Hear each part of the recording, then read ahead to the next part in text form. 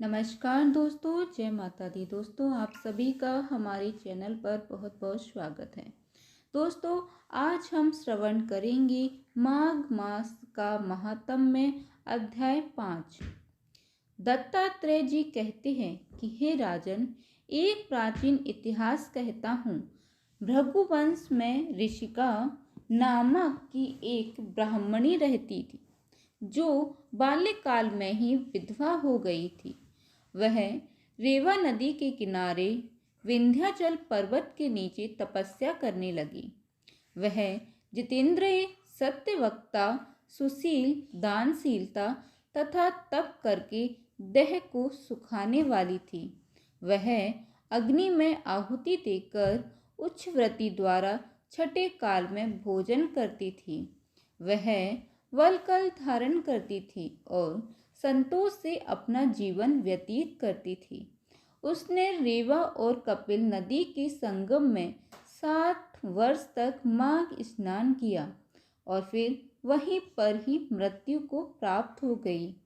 माघ स्नान के फल से वह दिव्य 4000 वर्ष तक विष्णु लोक में वास करके सुंद और उपसुंद दैत्यों का नाश करने के लिए ब्रह्मा द्वारा तिलोत्ता नाम की अप्सरा के रूप में ब्रह्मलोक में उत्पन्न हुई।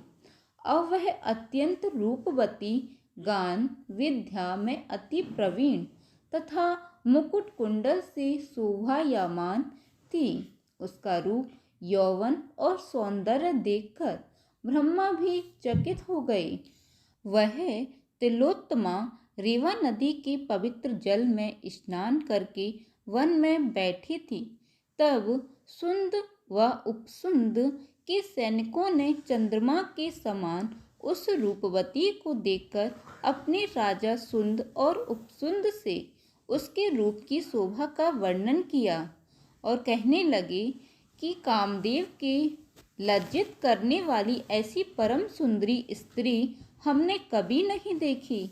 आप भी चलकर देखें।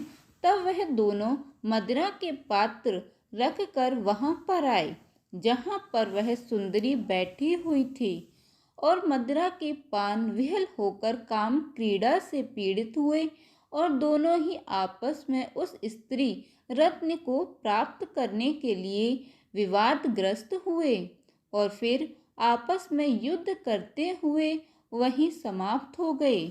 उन दोनों को मरा हुआ देखकर उनके सैनिकों ने बड़ा कोलाहल मचाया और तब तिलोत्तमा काल रात्रि के समान उनको पर्वत से गिराती हुई 10 दिशाओं को प्रकाशमान करती हुई आकाश में चली गई और देव कार्य सिद्ध करके ब्रह्मा के सामने आई।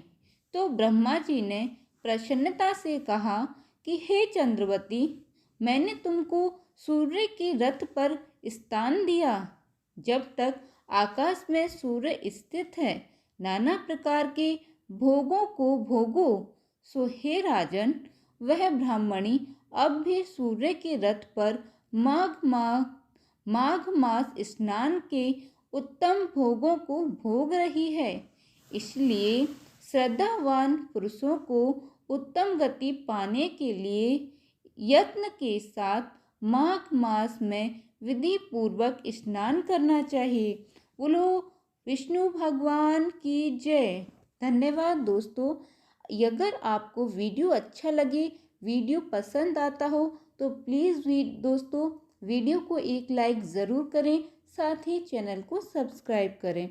जय माता दी दोस्तों, धन्यवाद।